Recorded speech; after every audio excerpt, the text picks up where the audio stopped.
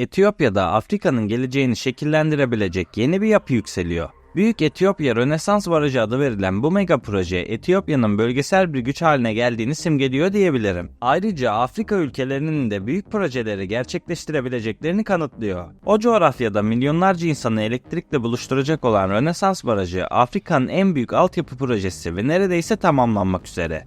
Fakat Etiyopya'yı önemli bir enerji ihracatçısına dönüştürecek ve ülkeyi Doğu Afrika'nın en güçlüsü yapabilecek olan bu projenin güzellikleri olduğu kadar siyasal çıkmazları da var. Çünkü Nil Nehri'ne binlerce yıldır tamamen bağımlı olan komşu ülkeler Mısır ve Sudan bu projeyle geleceklerini tehdit altında görüyor. Dolayısıyla tek taraflı gerçekleştirilen bu projeden hiç memnun değiller ve bu durum devletler arasında siyasi gerginliklere neden oluyor. Bildiğiniz üzere Mısır 110 milyonu aşan nüfusuyla Afrika'nın en kalabalık 3. ülkesi konumunda.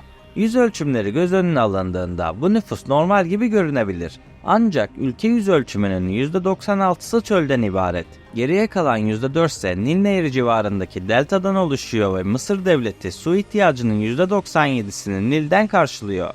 Öte yandan 1 milyon kilometrekarelik yüz ölçümüne sahip olan Mısır'ın sadece 40 bin kilometrekarelik ekilebilir arazisi mevcut. Zaten kısıtlı olan verimli toprak artan kentleşme nedeniyle küçülüyor ve her 10 yılda bir dikilebilir alanın %2'si heba ediliyor. Bu nedenle Mısır Cumhurbaşkanı El-Sisi, Nil Nehri'ne yapılan bu projeyi kendileri için bir tehdit olarak tanımlıyor ve bu konuda Etiyopya'yı uyarıyor. Ancak Etiyopya tüm bu tehditleri aldırmadan baraj inşaatını sürdürmeye devam ediyor. Baraj çok yakında tam kapasiteyle çalışmaya başlayacak. Haliyle bu durum daha fazla diplomatik gerilime neden olacak gibi duruyor. Çünkü Mısır ve Sudan gerekirse barajın açılmaması için askeri müdahalede bulunabileceklerini duyurmuştu. Pekala, Etiyopya böyle bir mega projeyi nasıl gerçekleştirdi? Bu baraj Afrika'da yeni bir savaşı doğurabilir mi? Tüm bu sorulara cevap bulmaya çalışacağım. Fakat öncesinde videoyu beğenerek ve kanala abone değilsen abone olarak bana destek olursan mutlu olurum. Mavi Nil, Etiyopya'daki Tana Gölü'nden doğar ve yaklaşık 1450 kilometre boyunca akarak Sudan'ın başkenti Hartum'da Beyaz Nil ile birleşir. Ayrıca Mavi Nil, Mısır ve Sudan'a ulaşan tüm Nil sularının %60 ila %70'ini taşır. Bu nedenle Mavi Nil'de baraj kurma fikri aslında yeni bir konu değil. Özellikle Etiyopya büyük bir hidroelektrik potansiyeline sahipti ve bu kaynakları en iyi şekilde kullanmanın yollarını arıyordu. Ancak siyasi istikrarsızlık, ekonomik kısıtlamalar ve teknik zorluklar Etiyopya'nın baraj hayalini gerçekleşmesini engelleyen unsurlardı. Fakat buna rağmen 2000'li yılların başında baraj projesi şekillenmeye başladı. Başlangıçta Proje X olarak adlandırılan bu girişim sonrasında Milenyum Barajı adını alırken 2011 yılında Büyük Etiyopya Rönesans Barajı olarak yeniden adlandırıldı. Rönesans adı özellikle seçildi. Çünkü Etiyopya'nın yeni bir bakış açısına sahip olduğu tüm dünyaya vurgulanmak istenmişti. Afrika'nın en büyük hidroelektrik santrali olarak tasarlanan bu baraj toplamda 145 metre yüksekliğe ve 1800 metre uzunluğa sahip. Yıllık olarak yaklaşık 6000 megawatt elektrik üretmeyi amaçlıyorlar. Peki böylesine çılgın bir projeyi kim finanse ediyor? Afrika'ya büyük yatırımlar yapan Çin ve Rusya mı? Aslında ilk bakışta ben de böyle bir şey olabileceğini düşünmüştüm. Fakat işin ilginç kısmı Etiyopya bu barajı neredeyse tamamen kendi kaynaklarıyla yaptı. Çünkü barajın yol açacağı jeopolitik gerginlikler daha projenin en başından belli olduğu için uluslararası yatırımcılar projeye katılmayı tercih etmemişti. Bu nedenle hükümet projeyi ağırlıklı olarak iç kaynaklarla, devlet tahvilleri ve kamu bağışları yoluyla finanse etti. Hatta memurlar ve vatandaşların projeye maddi katkıda bulunduğunu belirtmem gerekiyor. Gerçekten de böyle oldu. Etiyopyalı devlet memurları bu proje için bir aylık maaşını devlete bağışladı ve yaklaşık 5 milyar dolar toplandı. Sonuçta halk arasında bu barajın tüm Etiyopyalılara fayda sağlayacağı düşüncesi mevcut. Bu konuda birlik olunması çok güzel. Barajın bitmesiyle beraber ülkenin elektrik üretimi 2 katına çıkacak ve Etiyopya bölgesel enerji tedariğinde kilit bir oyuncu haline gelecek. İşte bu bağışlar o zaman vatandaşların cebine geri dönecek mi? Açıkçası bunu merak ettim ama yorumları size bırakıyorum. Konumuza geri dönecek olursam biraz da işin siyasi boyutundan bahsetmek istiyorum. Mısır, Nil'deki su akışını etkileyecek bu değişikliklere karşı son derece hassas durumda. Çünkü az önce de söylediğim gibi ülkenin su ihtiyacının %97'si Nil Nehri'nden karşılanıyor. Dolayısıyla bu istatistikler Mısır'ın bu nehre ne kadar bağımlı olduğunu bize kanıtlıyor. Ne yazık ki bu baraj uzun vadede Mısır'ın tarım ve içme suyu kaynakları üzerinde büyük etkilere sahip olacak. Belki de Mısır ilerleyen dönemlerde su kıtlığı yaşayacak. Aslında tam da bu nedenden ötürü 2015'ten bu yana çölü yeşertmek için ciddi yatırımlar yapıyorlar ve şu ana kadar 5000 kilometrekarelik yeni tarım arazisi kazandılar.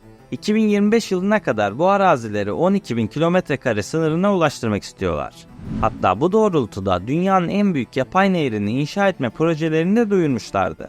Bu yapay nehir Akdeniz kıyısı boyunca 50 kilometre yol alacak ve burada bulunan 10 adet yeraltı borusuna ulaşacak. Bu borular suyu yüzeye çıkmadan tam 22 kilometre öteye taşıyacak ve yeni tarım arazilerine ulaştıracak. Son olarak 42 kilometrelik başka bir yapay nehir suyu çölden geçirerek günde 7,5 milyon metreküp suyu arıtan El Hamam olarak bilinen su arıtma tesisine taşıyacak.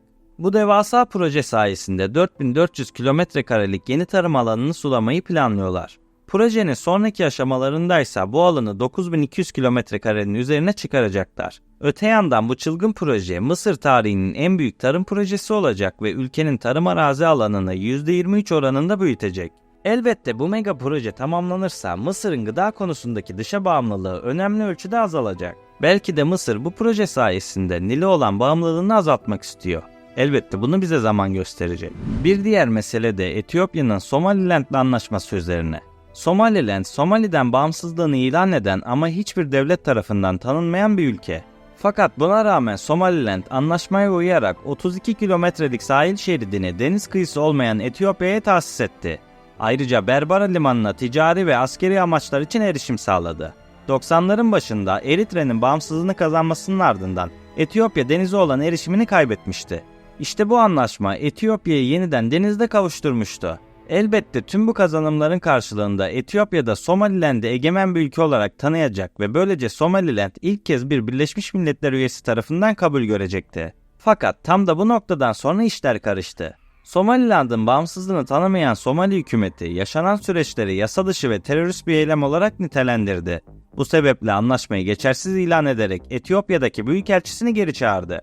Mısır Cumhurbaşkanı Sisi ise Etiyopya'nın bu adımını kimsenin kabul etmeyeceğini ve Mısır'ın özellikle kardeş ülkeler kendilerinden yardım istediğinde yardımcı olacaklarını belirtti. Doğrusunu söylemek gerekirse Mısır'ın Somali'deki asker sayısı her geçen gün artıyor ve bu durum Etiyopya'nın diken üstünde oturmasına sebep oluyor. Öte yandan Türkiye, Somali ve Etiyopya arasındaki dolaylı görüşmelere öncülük ederek Somaliland limanı anlaşmazlığını çözme girişiminde bulunmuştu.